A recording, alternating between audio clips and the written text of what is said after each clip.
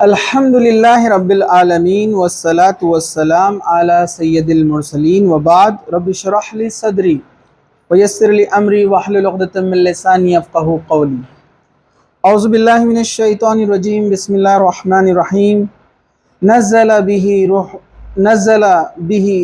الروح الامین علی قلبک لتکون من المنذرین وبعد رب اشرح لی صدری ویسر لی امری واحلل عقدۃ من لسانی یفقہوا قولی اما بعد۔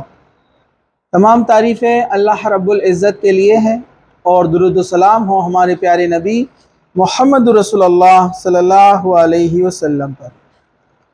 انشاءاللہ تعالی آج ہم قرآن مجید کے فضائل اس موضوع سے متعلق چند چیزیں آپ کے سامنے رکھنے کی کوشش کریں گے۔ قرآن مجید یہ ایک ایسی کتاب ہے جو اللہ سبحانہ و تعالیٰ نے قیامت تک کے باقی رہنے کا اس کا وعدہ کیا ہے۔ قیامت سے پہلے اس کو اٹھا لیا جائے گا۔ قرآن مجید یہ ایک ایسی کتاب ہے جس کے ذریعے سے اللہ سبحانہ و تعالیٰ نے بلندیوں کا وعدہ کیا ہے۔ قرآن مجید ایک ایسی کتاب ہے جس کو پڑھنے پر اور عمل کرنے پر اللہ تعالیٰ نے دنیا کی بھی کامیابی اور آخرت کی بھی کامیابی کا وعدہ کیا ہے۔ قرآن مجید یہ وہ کتاب ہے جو آپ کو اندھیروں سے نکال کر روشنی میں لے کر آتی ہے۔ قرآن مجید یہ وہ کتاب ہے جو بھٹکے ہوئے کو راستہ دکھاتی ہے۔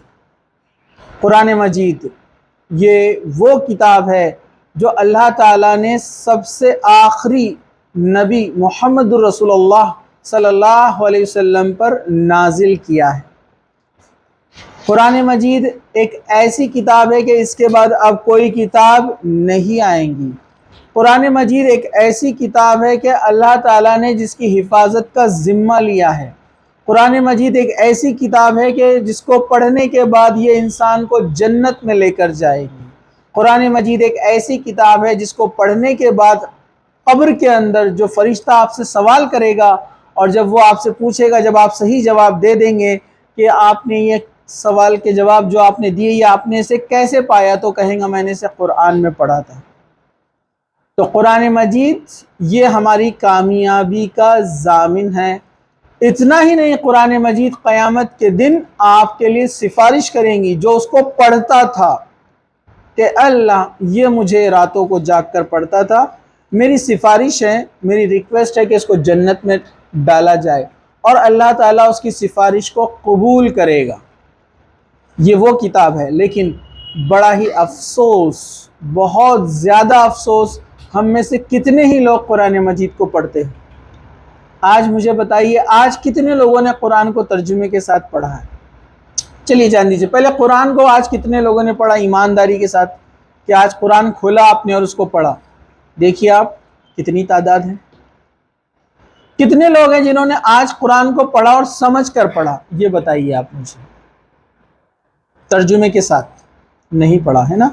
تو یہ کتاب کے حق کیا ہے انشاءاللہ بعد میں بھی ہم کسی وقت اس کو لیں گے، لیکن آج ہمارا موضوع ہے قرآن کے فضائل۔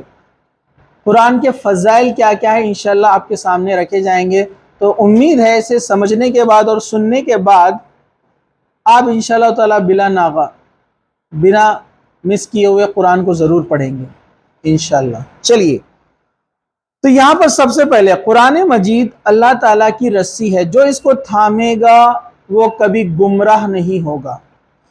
چلیے، اس طرح سے ایک بات جو یہاں پر آپ کے سامنے میں بیان کرتا ہوں، جو کہ حدیث رسول صلی اللہ علیہ وسلم ہے، حضرت ابو سعید رضی اللہ عنہ اس کے راوی ہے، وہ فرماتے ہیں کہ اللہ تعالیٰ کی کتاب یعنی جو اللہ نے قرآن نازل کیا، یہ اس کی رسی ہے جو آسمان زمین کے طرف پھیلی ہوئی ہے اور لٹکی ہوئی ہے۔ تو یہاں پر کیا کہا گیا ہے؟ قرآن مجید کو اللہ کی رسی کہا گیا ہے، مطلب جو اس رسی کو تھام لے گا وہ کبھی گمراہ نہیں ہوگا۔ چلیے ہم آگے بڑھتے ہیں۔ امام شاطبی رحمۃ اللہ علیہ فرماتے ہیں کہ قرآن مجید اللہ تعالیٰ کی رسی ہمارے درمیان ہے، لہٰذا شکاری بن کر دشمنوں کے مکر و فریب کا اس قرآن کے ذریعے ہی مقابلہ کیا جا سکتا ہے۔ مطلب اگر آپ چاہتے ہیں کہ دشمنوں سے آپ کی حفاظت ہو، اللہ تعالیٰ آپ کی حفاظت کرے اور تمام قسم کے شر سے آپ محفوظ رہے، تو قرآن کو تھام لو۔ قرآن کو تھامنے سے مراد کیا ہے؟ اس کو پڑھنا ہے، اس کو سمجھنا ہے۔ انشاءاللہ ہم بعد میں ایک لیکچر میں کبھی لیں گے کہ اس کے حق کیا ہے۔ میں مختصر سا بتا دوں، قرآن پر ایمان لانا اس کا پہلا حق ہے، زبان اور دل سے دونوں، عمل کے ساتھ۔ دوسرا، قرآن کو پڑھنا، اس کی تلاوت کرنا، یہ اس کا حق ہے۔ تیسرا، قرآن پر عمل کرنا، یہ اس کا حق ہے۔ صرف پڑھنا نہیں، عمل بھی کرنا، یہ اس کا حق ہے۔ حق نہیں ادا کیا تو آپ کو حساب دینا ہے۔ اور چوتھا اس کا حق ہے، قرآن مجید پر ایمان لایا، پڑھا، عمل کیا، چوتھا کیا ہے؟ اب اس کو دوسروں تک پہنچانا ہے، ٹھیک ہے؟ اس کو سمجھ کر پڑھنا ہے، اس پر تدبر کرنا ہے، اور اس کے بعد جو ہے پانچواں کیا ہے؟ دوسروں تک پہنچانا، یہ قرآن کے حق ہے۔ انشاءاللہ اس پر ہم دیکھیں گے کبھی بعد میں۔ چلیے ہم آگے بڑھتے ہیں۔ یہاں پر اللہ کے رسول صلی اللہ علیہ وسلم نے فرمایا، حضرت جبیر اس کے راویوں فرماتے ہیں، خوش ہو جاؤ، اس قرآن کا ایک کنارہ اللہ تعالیٰ کے ہاتھ میں ہے اور دوسرا کنارہ تمہارے ہاتھ میں ہے، بس اس کو مضبوطی سے تھام لو، بے شک اس کے بعد نہ تم ہلاک ہوں گے نہ تم گمراہ ہوں گے۔ کیا کہا؟ قرآن ایک رسی ہے جس کا ایک سرا کس کے پاس ہے؟ اللہ کے پاس ہے، اور دوسرا سرا کس کے پاس ہے؟ تمہارے ہاتھ میں، مطلب پڑھنے والے کے ہاتھ میں۔ تو جو اس کو تھام لے گا وہ کبھی گمراہ نہیں ہوگا۔ لیکن اس میں آپ کو ایک بات یاد رکھنا ہے، آخری جو خطبہ تھا اللہ کے رسول صلی اللہ علیہ وسلم کا، حجۃ الوداع، اس میں اللہ کے رسول نے کیا فرمایا؟ میں تمہارے درمیان دو چیزیں چھوڑے جا رہا ہوں، کیونکہ تم میرے بعد بہت سارے فتنے دیکھو گے، بہت سارے جو ہے شر تمہارے سامنے آئیں گے۔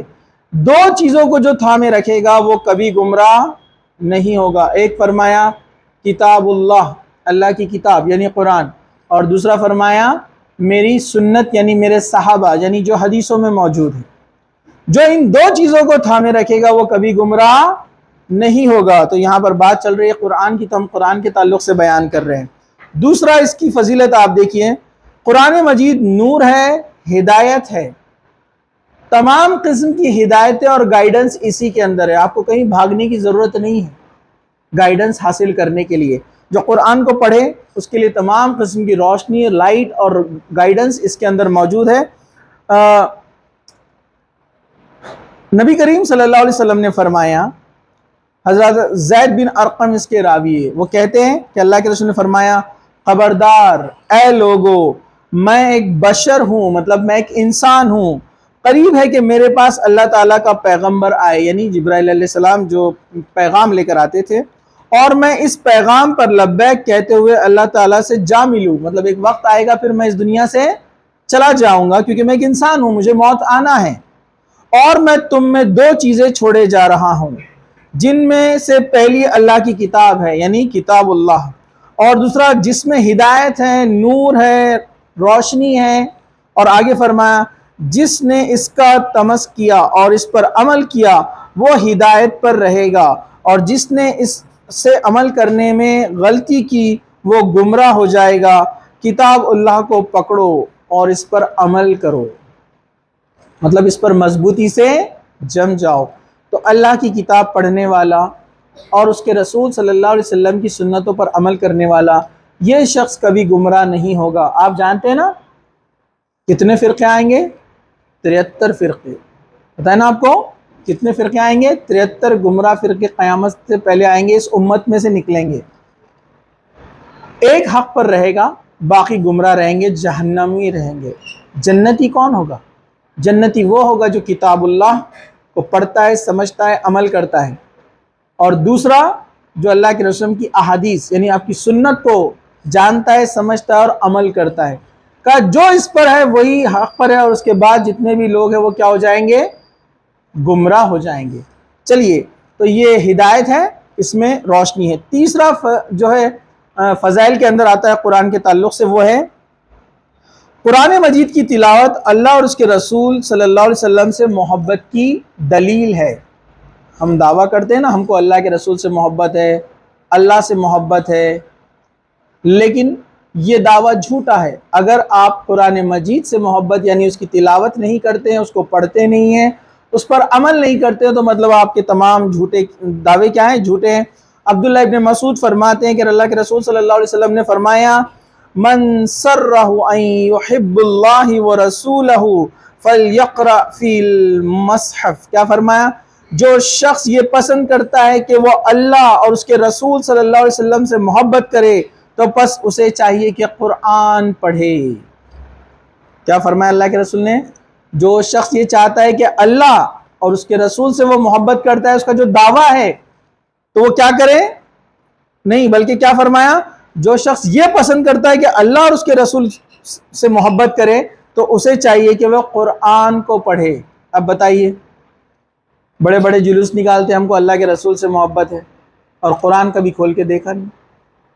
آپ کسی بھی مسلمان سے پوچھو تمہیں سب سے زیادہ محبت کس سے، تو کیا بولتا ہو؟ اللہ سے۔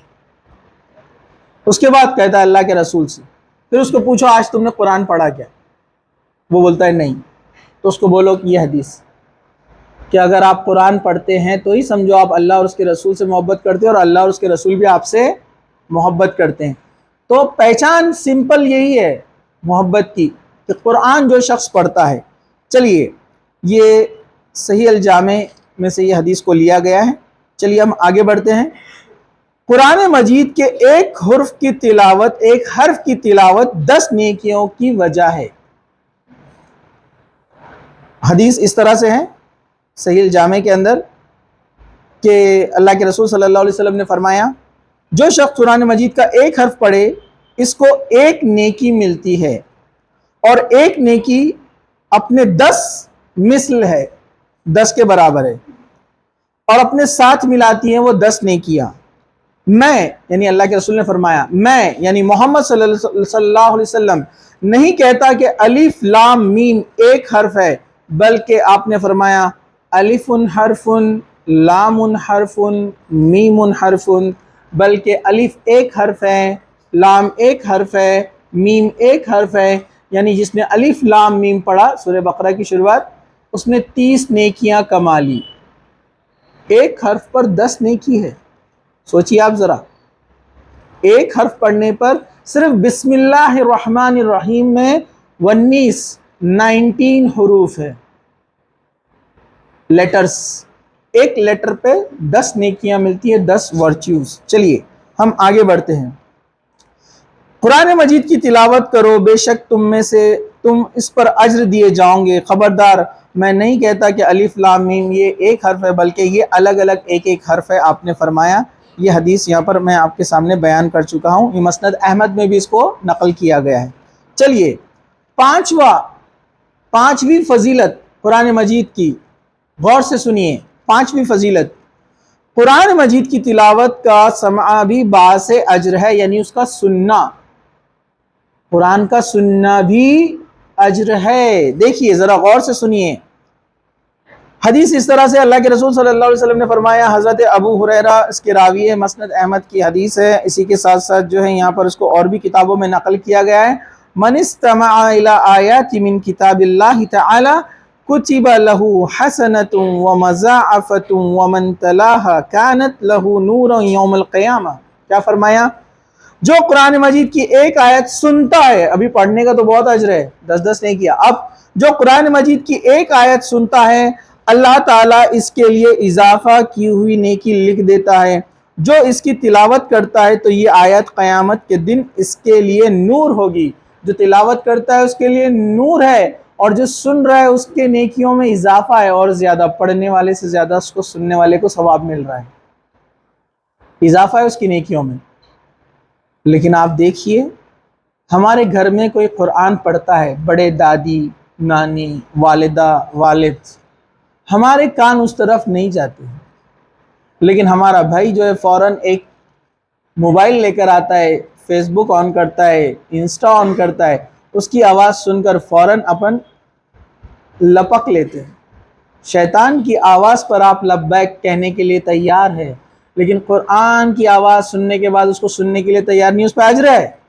جبکہ گناہ کے کاموں میں آپ بھی گناہ کے ساتھی بنیں گے، گنہگار بنیں گے آپ بھی، وہ جو کر رہا ہے گناہ، جو بھی موسیقی سن رہا ہے، جو بھی کر رہا ہے وہ۔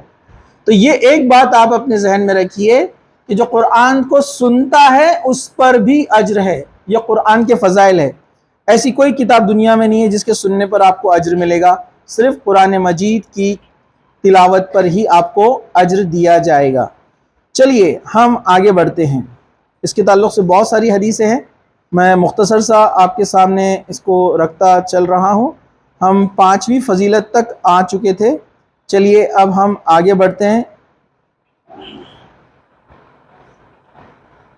جو قوم اللہ تعالیٰ کے گھروں میں سے کسی گھر یعنی مسجد میں جمع ہو کر قرآن مجید کی تلاوت کرے اور اس کو وہ پڑھتا رہے تو اللہ تعالیٰ کی طرف سے ان پر سکونت نازل ہوتی ہے اور اللہ تعالیٰ کی رحمت ان کو ڈھانپ لیتی ہے اور فرشتے ان کو گھیر لیتے ہیں اور ان پر اپنے پروں کا سایہ کرتے ہیں، اور اللہ جل شانہ ان کا تذکرہ اپنے مقرب فرشتوں میں بیان کرتا ہے، اور جس نے عمل کرنے میں سستی کی اس کا نصب نامہ اس کو کوئی فائدہ نہیں دے گا۔ اس سے پہلے پچھلی بار درس میں یہ حدیث آ چکی ہے، ٹھیک ہے۔ یہ جو حدیث جو ہے کہاں پر اس کو ذکر کیا گیا ہے، دیکھیے صحیح الجامع سے اس کو لیا گیا ہے، اس کا یہاں پر حوالہ نمبر نہیں ہے، لیکن پچھلی بار ہم نے اس کو دیکھا تھا۔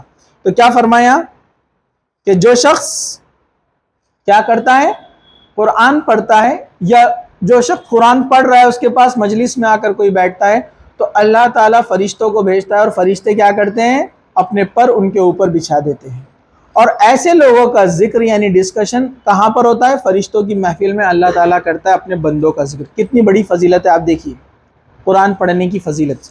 چلیے یہاں پر چھٹی بات، قرآن مجید پر عمل پابندی، عمل جو ہے بلندی اور اس کے انحراف تنزل کا باعث یعنی اس کی وجہ ہے، مطلب قرآن پہ جو عمل کرے گا وہ اوپر جائے گا بلندیوں میں، اللہ تعالیٰ اس کے مقام کو اونچا کرے گا، اور جو قرآن پر عمل نہیں کرے گا اللہ تعالیٰ اس کو ذلیل کرے گا۔ دیکھیے حدیث اس طرح سے ہے، اللہ کے رسول صلی اللہ علیہ وسلم نے فرمایا، حضرت عمر اس کے راوی ہے، بے شک اللہ تعالیٰ کیا فرماتے ہیں، ان اللہ یرفع بہذا الکتاب اقواما ویضع بہ آخرین، بے شک اللہ تعالیٰ اس کتاب سے کتنی قوموں کو بلندی عطا کرتا ہے اور کتنوں کو پستی میں ڈال دیتا ہے۔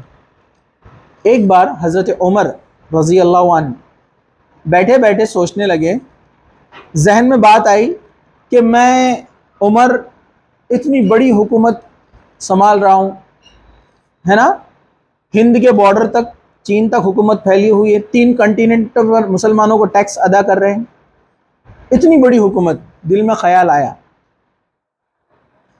لیکن پھر فوراً سوچنے لگے کہ میں تو ایک چرواہا تھا، ایسا چرواہا جو بکریاں چرانے کے لیے جاتا تھا اور بکریاں بھی سنبھال نہیں پاتا تھا، کچھ بکریاں گم جاتی تھی۔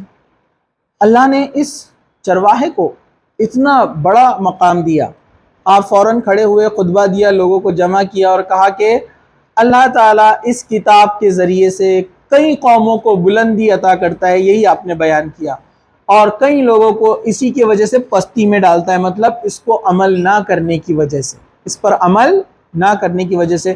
تو یاد رکھیے دنیا اور آخرت کی دونوں کامیابی اس کے اندر ہے۔ جو قرآن پر جمع رہتا ہے، قرآن کو پڑھتا ہے، قرآن پر عمل کرتا ہے، اللہ تعالیٰ اس کو دنیا اور آخرت میں بھی کامیابی عطا کرتا ہے۔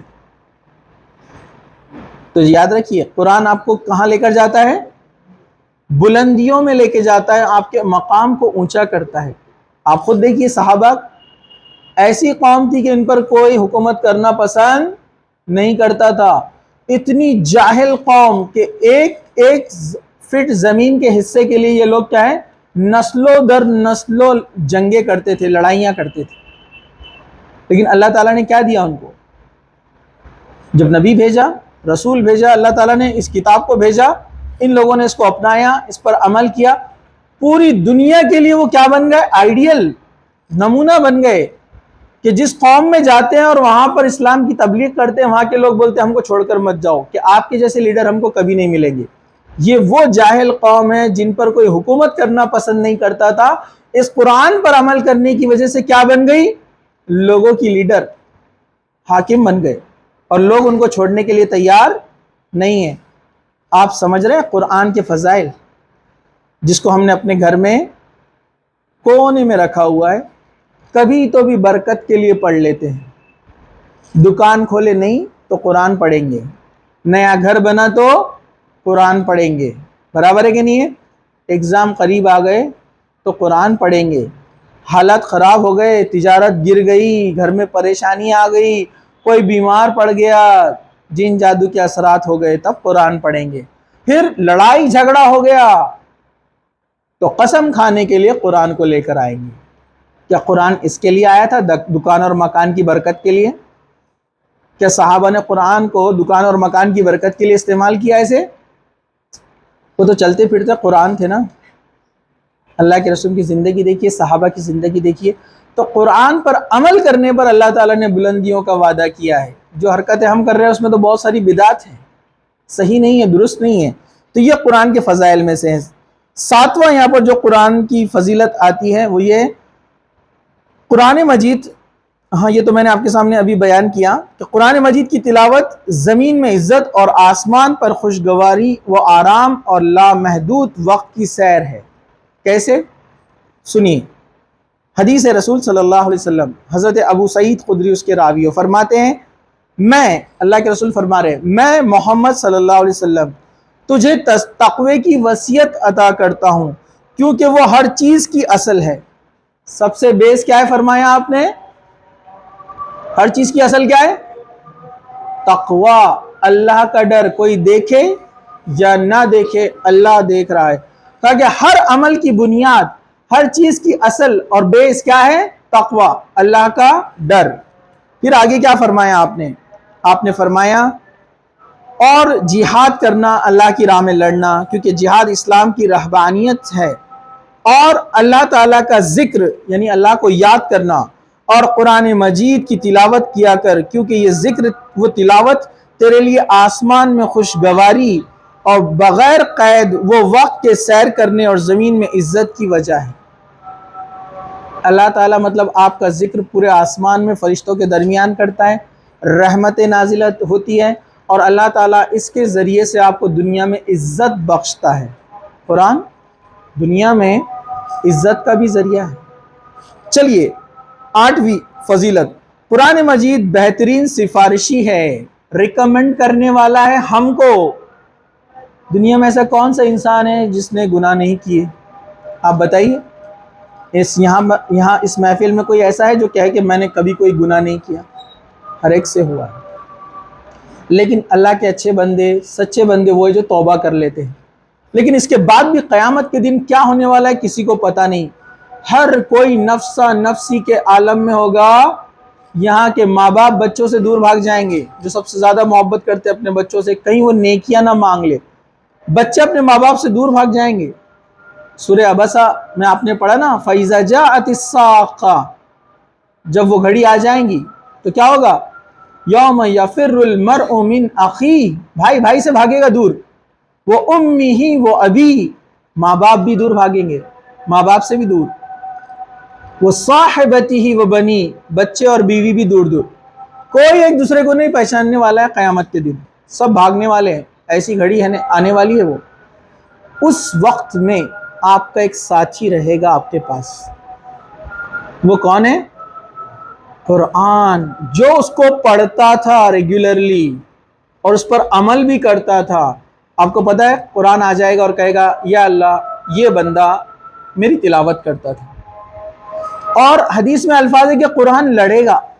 اب قرآن کیسا دکھے گا، اس کی حیت کیسی ہوں گی، وہ اللہ عالم، وہ اللہ بہتر جانتا ہے، لیکن اللہ تعالیٰ اس کو اجازت دے گا۔ اور جو سفارش کریں گے نا قیامت کے دن، فرشتے، اللہ کے رسول اور نیک لوگ، آپ کو پتہ ہے نا سفارش کرنے والے ہیں، انشاءاللہ ہم اس پر کبھی لیں گے بات، تو قرآن بھی اس میں سے ایک شامل ہوگا۔ وہ سفارش کرے گا، اے اللہ یہ مجھے راتوں کو پڑھتا تھا اور تو میری سفارش قبول کر، اور وہ اتنا سفارش کرے گا یہاں تک کہ اللہ تعالیٰ بندے کو جنت میں ڈال دے گا۔ اتنا وہ ریکمنڈ کرے گا، اتنا کنٹینیو اللہ تعالیٰ سے کہے گا کہ اللہ تعالیٰ اس کی سفارش قبول کرے گا اور اس بندے کو جنت میں ڈال دے گا۔ شرط یہ کہ آپ نے توحید پر رہنا، شرک نہیں کرنا۔ شرک کرنے والا کچھ بھی کرے تو جنت میں نہیں جا سکتا، اس لیے میں ہر بار کہتا ہوں شرک کے بارے میں پڑھیے، توحید کے بارے میں پڑھیے۔ تو قرآن مجید کی تلاوت کرو، بلا شبہ یہ قیامت کے دن اپنے ساتھی کو یعنی پڑھنے والے کو کے لیے سفارش کرے گا اور اسے جنت میں داخل کروائے گا۔ ایسے بہت ساری حدیث ہیں جو میں نے آپ کے سامنے پڑھا ہے یہ مسلم شریف کی حدیث ہے۔ القرآن الشافع، قرآن کیا ہے؟ شافی ہے، سفارش کرنے والا ہے۔ جو قرآن کو پڑھتا ہے قیامت کے دن اللہ تعالیٰ سے وہ سفارش کرے گا کہ اس کو جنت میں داخل کیا جائے۔ اسی طرح جو ہے اس کی جو اور ایک فضیلت آتی ہے وہ ہے 8ویں فضیلت۔ وہ 8ویں فضیلت کیا ہے اس کی؟ 9ویں، معاف کیجیے گا، 8ویں تھی سفارش۔ اب جو 9ویں فضیلت آتی ہے قرآن مجید کی وہ یہ ہے، قرآن مجید اللہ تعالیٰ کی رضا اور تاج کرامت کا سبب ہے۔ حدیث پاک رسول اکرم صلی اللہ علیہ وسلم، اللہ کے رسول کیا فرماتے ہیں؟ غور سے سنیے۔ حضرت ابو ہریرہ اس کے راوی ہے، وہ فرماتے ہیں اللہ کے رسول صلی اللہ علیہ وسلم نے فرمایا، قیامت کے دن قرآن مجید آئے گا اور کہے گا، اے میرے رب اس قاری کو نیا لباس پہناؤ، اسپیشل ڈریس اس کے لیے بنایا جائے گا۔ قرآن مجید آئے گا، اللہ تعالیٰ سے کہے گا، اے اللہ یہ قرآن کا قاری ہے، مجھے پڑھا کرتا تھا، اسے لباس پہنا دے۔ تو اس کو کرامت کا تاج پہنایا جائے گا۔ پھر قرآن مطلب اکرام والا، عزت والا، پھر قرآن مجید کہے گا، اے میرے رب اور زیادہ کر، اس کو اور جو ہے اکرام اور عزت دی جائیں گی۔ پھر اس قاری کو کرامت کی قلعت فاقرہ پہنائی جائیں گی، یعنی ایک قسم کا لباس کا جو حصہ ہے۔ پھر کہے گا، اے میرے رب اس سے راضی ہو جا، مطلب اے اللہ اس سے راضی ہو جا، تو اللہ تعالیٰ اس پر راضی ہو جائے گا۔ پھر کہیں گے، اب تو پڑھ، اور سیڑھیاں چڑھ، ہر آیت کے ساتھ ایک نیکی زیادہ کی جائیں گی۔ قیامت کے بعد جب جنت میں داخل کیا جائے گا تو جنت میں درجے آپ کو پتہ ہے، اور جو قرآن پڑھنے والا ہے، اسپیشلی یہاں پر حفظ کے بارے میں، جس کو جتنی آیتیں یاد ہوں گی، پتہ ہے اس کو کیا کہا جائے گا؟ فرشتہ کہے گا، قرآن جو تجھے یاد ہے ایک ایک آیت پڑھتا جا، اور ایک آیت کے بدلے ایک درجہ بلند کرتا جا۔ اور آپ کو پتہ ہے قیامت جنت کے اندر درجے کتنے دور دور اور کتنے بلند ہیں آپ کو پتہ ہے؟ نیچے والی جنت والا آدمی اوپر والی جنت والے کو جب دیکھے گا، جس کی جنت اس سے اونچے درجے پر ہے، تو ایسے جیسے ہم تاروں کو دیکھتے ہیں۔ اسٹارز کتنی دور ہے یہاں سے؟ ملینز لائٹ ایئر دور ہے۔ اور پتہ ہے کہ آپ کو ہزاروں سال، لاکھوں سال آپ لائٹ کی رفتار سے دوڑتے ہوئے جائیں گے، تب بھی آپ وہاں پر پہنچ نہیں سکتے۔ اتنے دور دور ہے ڈسٹنس، لیکن وہ ایک ایک آیت پڑھتا جا رہا ہے اور اپنا درجہ بلند کرتے جا رہا ہے۔ دیکھیے قرآن کے فضائل، اس لیے قرآن کو یاد بھی کیا کیجیے جتنا ممکن ہو سکے اتنا، ٹھیک ہے؟ اور اس کے بھولنے کا گناہ بھی ہے پھر، تو آپ بولیں گے اس سے اچھا یاد ہی نہیں کرتا میں۔ نہیں، یہ تو غلط بات ہے نا، ٹھیک ہے؟ قرآن کو یاد کرنا چاہیے، اس کے بڑے فضائل ہیں، درجے بلند ہوں گے جو جتنا قرآن کو یاد رکھتا ہے۔ چلیے ہم آگے بڑھتے ہیں۔ 10ویں فضیلت، قرآن مجید ایک ایسی عظیم نعمت ہے جس پر رشک کیا جا سکتا ہے۔ جیسے سورہ ابراہیم میں اللہ تعالیٰ نے کہا، وَإِن تَعُدُّوا نِعْمَةَ اللَّهِ لَا تَحْصُوهَا، اگر تم اللہ کی نعمت شمار کرنا چاہو تو نہیں کر سکتے۔ اسی طرح اللہ کے رسول صلی اللہ علیہ وسلم نے فرمایا، ابن عمر اس کے راوی فرماتے ہیں، پچھلے بار ہم نے دیکھا تھا نا حسد کے بارے میں، عربی میں حسد اس کے لیے بھی استعمال کیا جاتا ہے، فقر، پراؤڈ، اس کے لیے۔ تو دو چیزوں میں حسد جائز ہے۔ کون سی ہوتی دو چیزیں؟ دیکھیے، لا حسد الا فی اثنتین، دو چیزوں کے علاوہ کسی میں بھی حسد جائز نہیں ہے۔ اس جیسا بننے کی آرزو رکھنا جائز نہیں ہے۔ کون سی دو چیزوں میں جائز ہے کہ اس جیسا بننے کی آرزو؟ رجل اتاہ اللہ قرآن فہو یقوم بہ انا اللیل وانا النہار، کہ ایک آدمی جس کو اللہ تعالیٰ نے قرآن کا علم دیا، قرآن سمجھو اس کو علم سکھایا، اور وہ اس کے ذریعے سے کیا کرتا ہے؟ رات اور دن اس کو پڑھتا رہتا ہے۔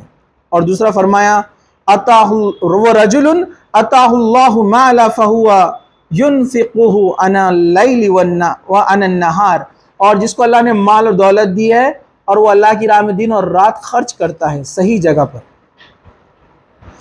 تو آپ ایسی خواہش پیدا کر سکتے کہ اے اللہ مجھے بھی ایسا علم دے، ایسا قرآن کا علم دے، میں بھی اسے رات اور دن پڑھوں۔ اے اللہ مجھے بھی مال دے، دولت دے، تاکہ میں تیری راہ میں خرچ کروں۔ یہ دو چیزوں میں آپ حسد کر سکتے ہیں، اس کے علاوہ کسی تیسری چیز میں جائز نہیں ہے۔ یہ اس کی فضیلت۔ 11واں، قرآن مجید کا معلم و متعلم پوری کائنات سے افضل ہے۔ قرآن پڑھانے والا اور پڑھنے والا، یعنی قرآن سکھانے والا اور سیکھنے والا، دیکھیے کتنی بڑی فضیلت ہے۔ خیرکم من تعلم القرآن وعلمہ، بخاری کی حدیث ہے، اللہ کے رسول صلی اللہ علیہ وسلم نے فرمایا تم میں سب سے بہتر، سب سے بیسٹ وہ ہے جو قرآن کو سیکھے اور قرآن کو سکھائے۔ اس میں بھی پہلے نمبر پہ کس کو رکھا؟ سیکھنے والے کو، سکھانے والے کو دوسرے نمبر پہ۔ تو جو قرآن کو سیکھے وہ دنیا کا سب سے بیسٹ پرسن ہے اللہ کے نزدیک، اللہ کے رسول کے نزدیک۔ لیکن ہمارے نزدیک کون بیسٹ ہے؟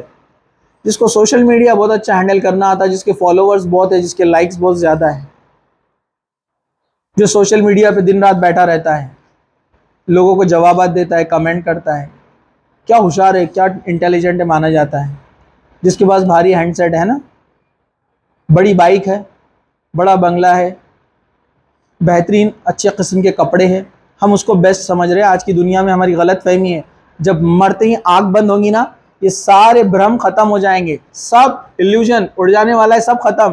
وہاں سمجھ میں آئیں گی اس حدیث کی اہمیت کہ اللہ کے رسول نے فرمایا سب سے بہترین وہ ہے جو قرآن کو سیکھے۔ لیکن ہم میں سے کتنے لوگ ہیں جو بہترین بننا چاہتے ہیں؟ ہم کہاں پڑھتے ہیں قرآن؟ ہم کہاں چیک کرتے ہیں ہماری کہاں غلطی ہو رہی ہے؟ کہاں ایک دوسرے سے پوچھتے ہیں، ڈسکس کرتے ہیں؟ کبھی ہوتا ہے کہ ایک دوسرے کو بولتے ہیں تمہارا ہینڈ سیٹ بتاؤ، تمہارا موبائل بتاؤ، تمہارا یہ بتاؤ، وہ کنسپٹ بتاؤ، یہ بکس بتاؤ، تمہاری گاڑیاں بتاؤ، یہ چیزوں پہ ہمارا ڈسکشن چلتا ہے۔ کبھی ہم اپنے دوستوں کو بولتے ہیں ذرا ایک سورہ پڑھ کے بتاؤ میرے کو، دیکھو اب میں پڑھتا ہوں میری کوئی غلطی ہے کہ دیکھو۔ سب سے بہترین لوگ ہیں وہ جو قرآن کو سیکھتے اور سکھاتے ہیں۔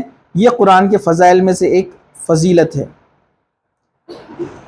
اسی طرح 13 نمبر پر 13ویں جو فضیلت ہے اس کی، قاری قرآن یعنی قرآن کا پڑھنے والا۔ قاری قرآن کا عجیب و غریب اعزاز و شرف جنت کی سیڑھیوں کی شکل میں رہے گا۔ حدیث ہے، اللہ کے رسول صلی اللہ علیہ وسلم نے فرمایا قاری قرآن سے کہا جائے گا پڑھ قرآن کو اور سیڑھیاں چڑھتا جا جنت کی، جتنی سیڑھیاں تو چڑھے گا، جتنا قرآن یاد ہے اتنی سیڑھیاں چڑھتا جا اور اپنے مقام جو ہے بلند کرتا جا، ہر آیت کے بدلے اس کا ایک درجہ بلند کیا جائے گا۔ دیکھیے الحمدللہ ہم تو بہت سارے قرآن کی آیتیں یاد رکھتے ہیں، بس اس کو پھر سے آپ کو پڑھنا ہے، یاد کرنا ہے، دہرانا ہے تاکہ آپ بھول نہ جائے۔ تو جتنے آیتیں اس کو یاد رہیں گے اس کے درجے اتنے بلند ہوتے جائیں گے۔ 14ویں جو فضیلت ہے اس کی، قاری قرآن کا احترام اللہ کی قاری قرآن کے لیے فرمایا تعظیم کی علامت ہے۔ اللہ کے رسول صلی اللہ علیہ وسلم فرمایا بوڑھے مسلمان کا احترام اور قاری قرآن جو غلو اور کمی کرنے والا نہ ہو، اس کا احترام اور انصاف پسند بادشاہ کا احترام اللہ تعالیٰ کی تعظیم ہے، مطلب اللہ کی عزت ہے۔ بوڑھوں کا احترام، ہمارے پاس بوڑھوں کو کتنا ستایا جاتا ہے، آپ دیکھیے محلوں میں کیا حالات ہیں، ضعیف لوگوں کو تکلیف دی جاتی ہے۔ اللہ کے رسول فرمایا بوڑھوں کا احترام، ان کا ریسپیکٹ۔ قاری قرآن جو قرآن پڑھتا ہے اخلاص کے ساتھ، اس کا احترام، اور جو بادشاہ انصاف پسند ہو اس کا احترام اللہ کے نزدیک ایسا ہے جیسے اللہ کا احترام۔ دیکھیے کتنی بڑی فضیلت ہے قرآن کے تعلق سے۔ یہ چند فضائل تھے، انشاءاللہ کبھی ہم دیکھیں قرآن کے حقوق۔ تو امید ہے کہ اب اتنے سارے اس کے فضائل جاننے کے بعد ہم ایسی کوتاہی نہیں کریں گے کہ ہم قرآن نہ پڑھیں۔ تو اللہ تعالیٰ سے دعا ہے کہ اللہ سبحانہ و تعالیٰ ہمیں کہنے سننے سے زیادہ عمل کی توفیق عطا فرمائے، جب تک زندہ رکھے، اسلام پر زندہ رکھے، خاتمہ ایمان پر ہو۔ وآخر دعوانا ان الحمد للہ رب العالمین۔ سبحان ربک رب العزت عما یصفون وسلام علی المرسلین والحمد للہ رب العالمین۔